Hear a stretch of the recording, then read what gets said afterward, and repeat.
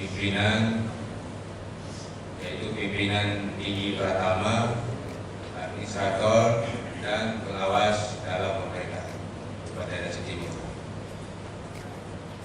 Boleh dikatakan eselon 2, eselon 3, dan eselon 4. Alhamdulillah.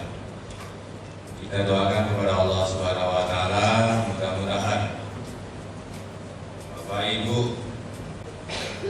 yang baru selesai dilantik, mudah-mudahan selalu